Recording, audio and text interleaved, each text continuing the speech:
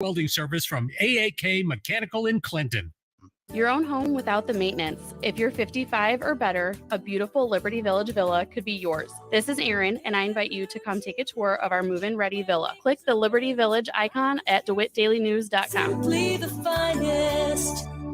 DeWittDailyNews.com is the area's leading local news source 24 hours a day, 7 days a week. Get the latest local news, obituaries, police blotter, weather forecast, and more with no paywall. Head to DeWittDailyNews.com to get the local information you need to know.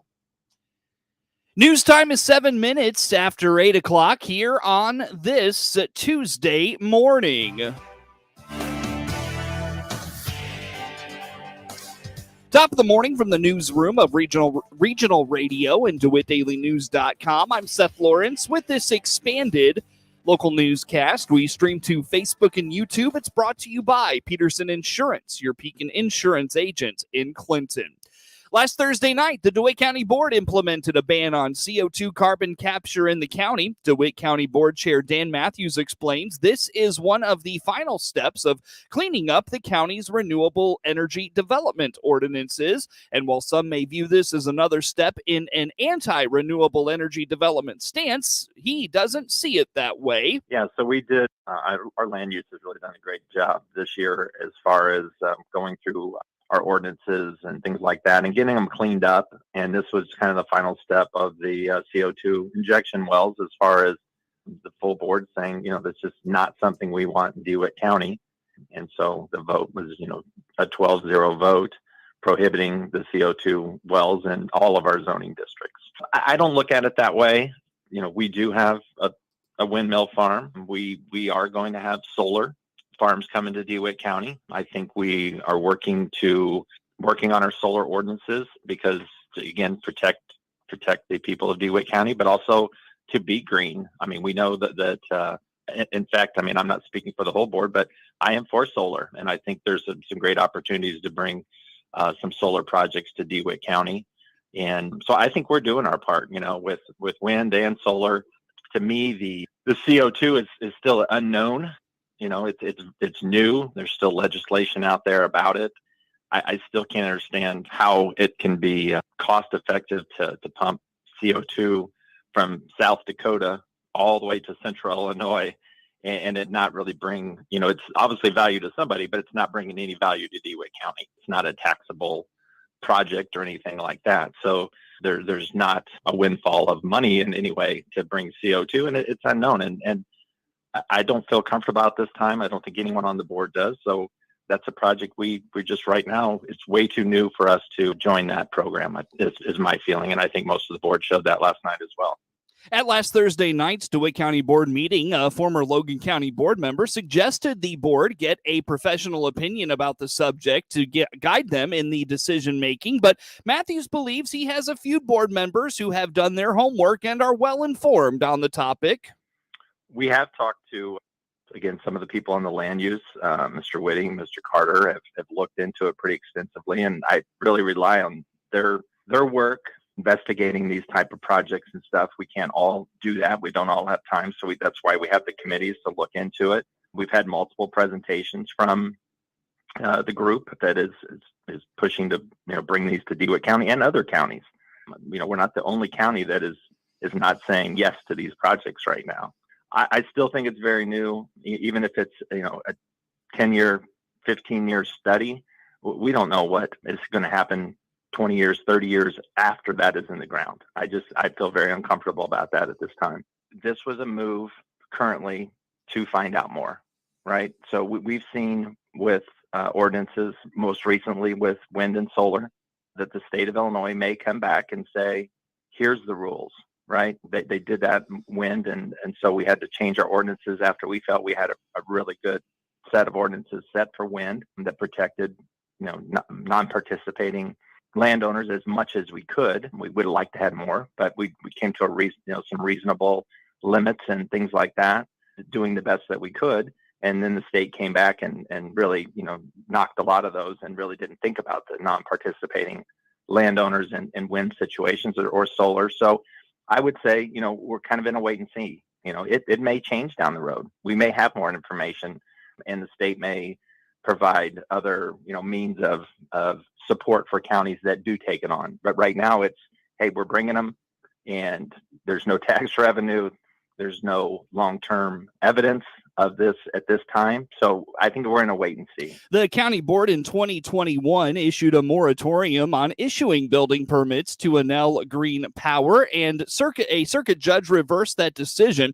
While Matthews neither supported that effort nor voted for it, he believes the wind farm is here and they have to work with Enel.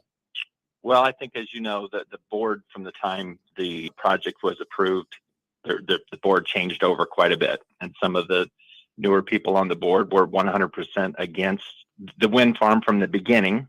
And those people, I think there was, if I remember right, it was probably a 7-5 vote that time to try to do a moratorium. I don't remember all the specifics of that. Try to slow down the building permits, things like that. But if you remember, I didn't vote to do that. I felt at that time, the project was here. And I've said it a couple times, is we need to now make the best of it. Make sure they're following all of the rules and regulations. And if you heard last night, they are paying the fine for their first offense of not curtailing the windmills whenever we had the event back in July. So we have to work together now. It's here. And I think the board, I know what they wanted to do at the beginning. There was a few of them that were very strong about it. I think that, again, some of the board members didn't know. So they said, hey, let's slow this down until we figure it out. But we certainly didn't try to stop it. And I would have not let that happen, or I sure would have tried not to let that happen. As for the county potentially opening itself up to a lawsuit from Navigator, the CO2 company seeking to dig wells in DeWitt County, he says they consult with State's Attorney Dan Markwell on all their votes and the implications they could have. He believes this vote was the right thing for DeWitt County.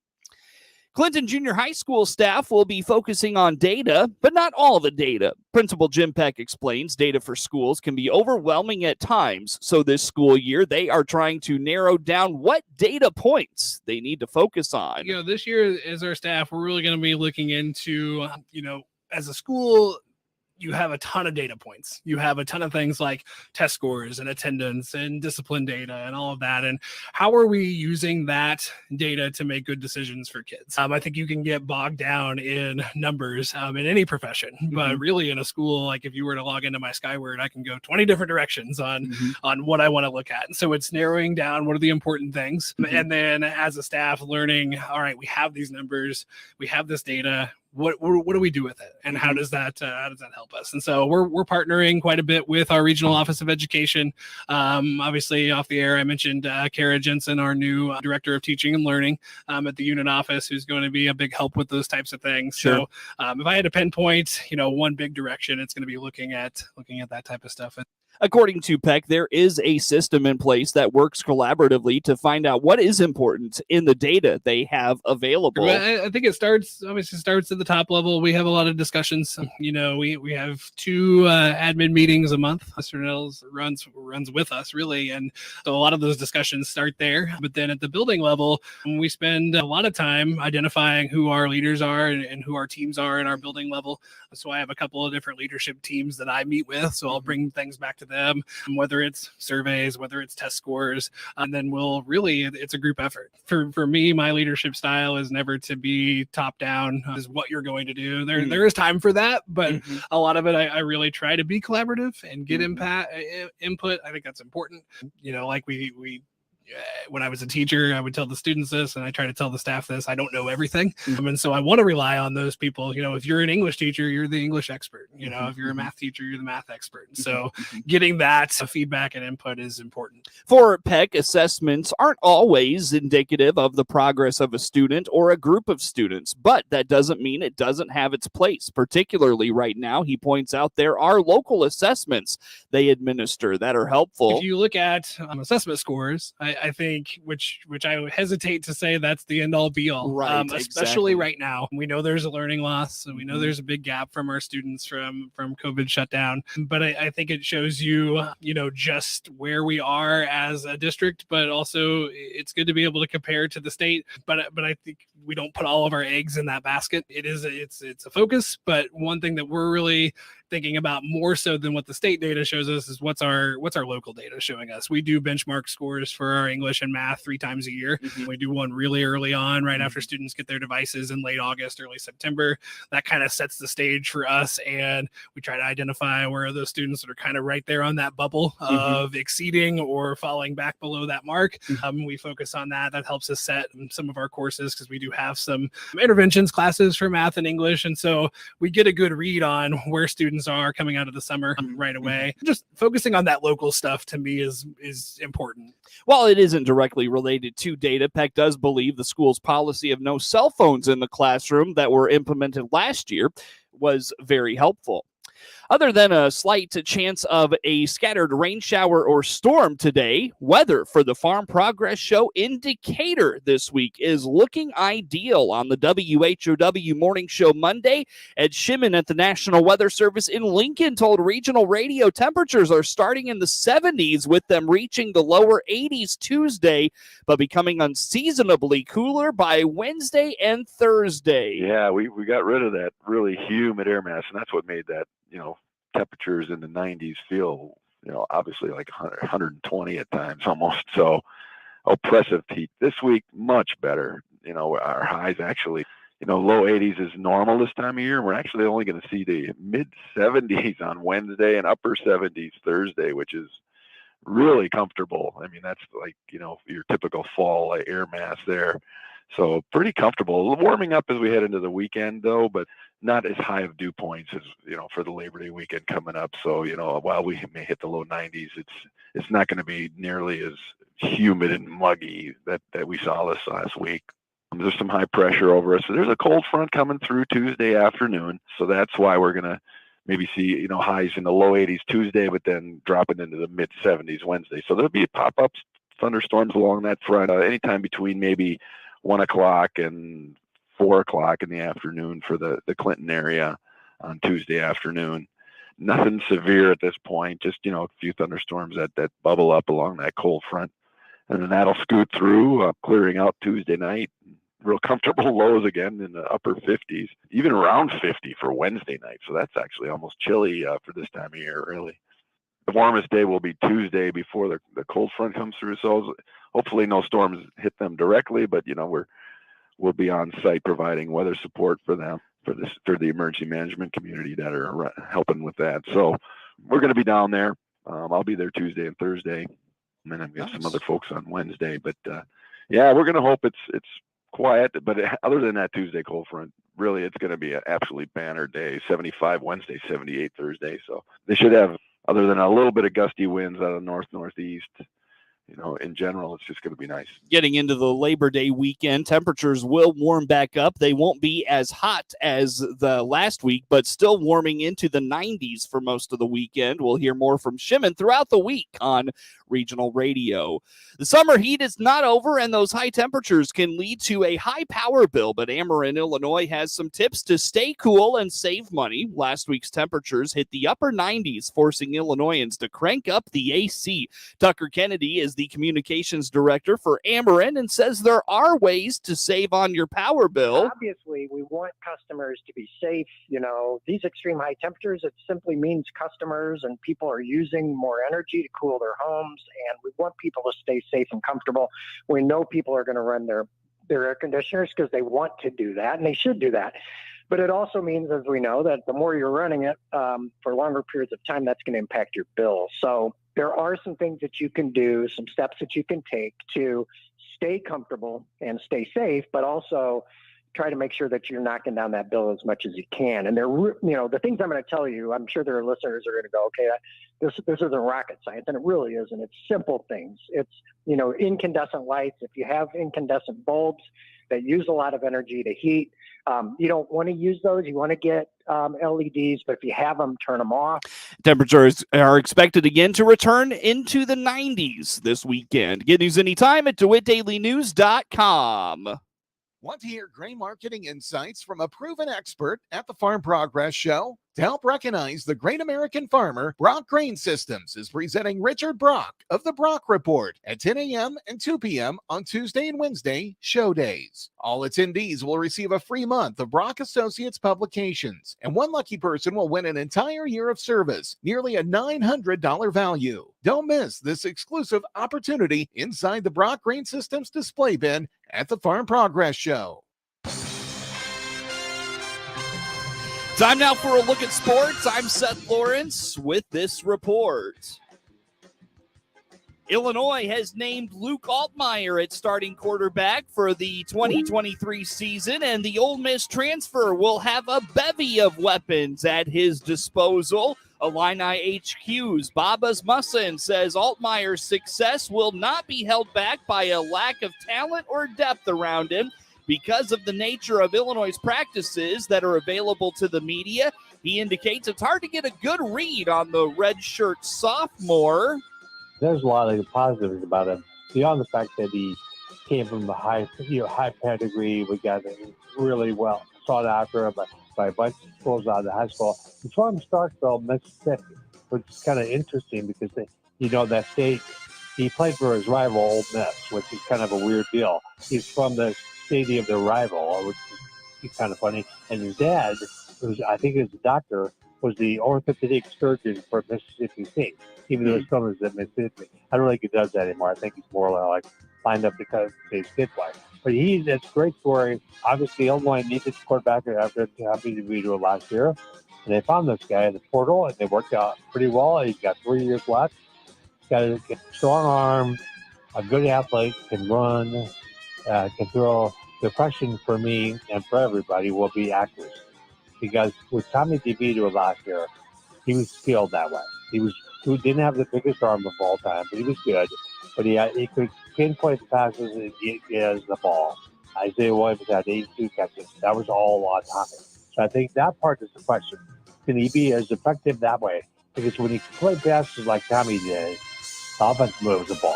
And with a good run in the game, a good offensive line, good receivers, the quarterback's kind of the key to the whole thing. According to Asmussen, Illinois brings back Isaiah Williams, the quarterback turned receiver from St. Louis. Additionally, Pat Bryant returns and is healthy this year, as well as Casey Washington. Well, besides Isaiah, who's been around for a couple of years, he started the quarterback here and then ended up playing receiver. I think Casey Washington is going to be good. I think Pat Bryant has been around a couple of years. Really talented player, really great competitor. I think the tight ends are good. Kip Bryman, really good. They got a transfer from Colorado State, who's going to be good. So they got players there. I mean, Lake Kelsey, you mentioned. We talked about Hank Beatty from Rochester's. Glue hands. So you got guys. There's the receiver, which was a problem early in Brett Bielema's career. Here is not a problem now. They're talented there. They're deep there. They got guys. Think of your plan today. How many receivers would you need for that's 100 outs? A lot. So they got a lot. So they're in good shape there. I think they'll be solid in terms of passing game. And I think they could improve from last year. Well, with bell cow back Chase Brown off to the NFL, Asmussen indicates Reggie Love and Josh McCray should get the bulk of the carries in the backfield this year.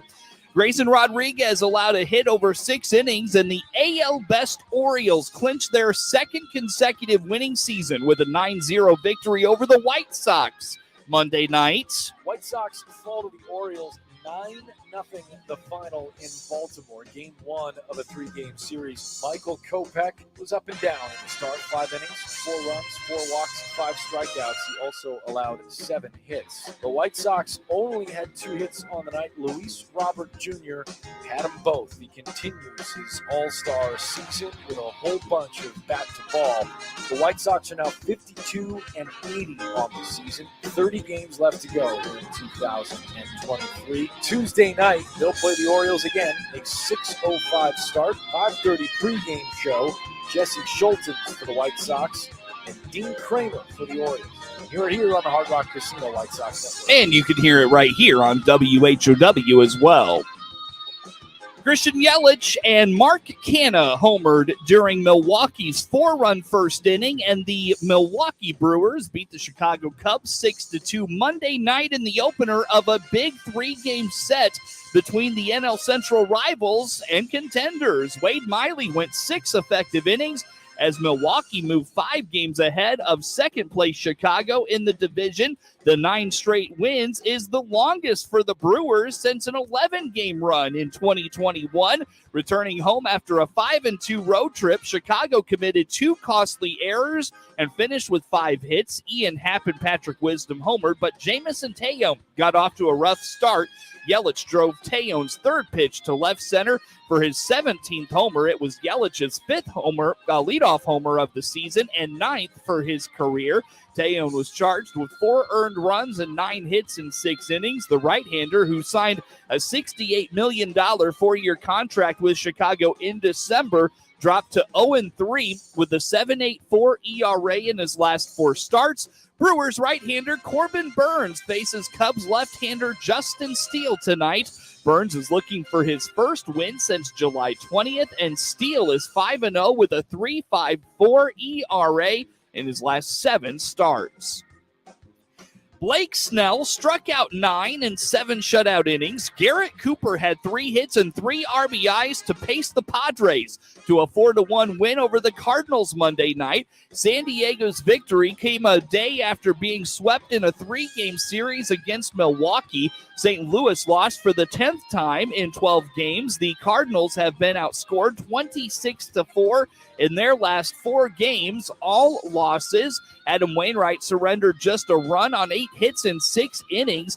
Wainwright, who turns 42 Wednesday, has been stuck on 198 career victories since June 17th. The veteran right-hander has been plagued by injuries and ineffectiveness in his farewell season. He made 10 starts to trying to tie the record to his elusive 199th win. Wainwright fell to 6-1 in 12 career regular season games against the Padres at Busch Stadium. Paul Goldschmidt had hit his 22nd homer of the season off Robert Suarez in the 8th inning. Seth Lugo threw 6 scoreless innings in his last start on August 24th in a win over the Marlins. He'll get the ball tonight for the Padres. The Cardinals turn to left-hander Zach Thompson, who makes his first career start and appearance against the Padres. Thompson earned his first win as a starting pitcher in the big leagues, battling through 5 innings and allowing 2 runs on 6 hits in a 6-4 win over Pittsburgh. Get sports anytime at DeWittDailyNews.com. MR Systems Wireless is your local internet provider for Clinton and surrounding area. They have the products you want and the local service you deserve. MR Systems Wireless Internet service for home or business includes unlimited data, unlimited streaming, and unlimited calling. Plans start at just $48 a month and get a free Roku 4 lease with our media packages. Get the speed you need with MR Systems Wireless. Call them at 935-2100. That's 935-2100 for MR Systems Wireless. Florida bracing to take a hit from a hurricane that's growing stronger in the Gulf of Mexico. Florida's west coast is in the bullseye of Hurricane Idalia, although its impact will be felt far beyond coastal areas. 46 Florida counties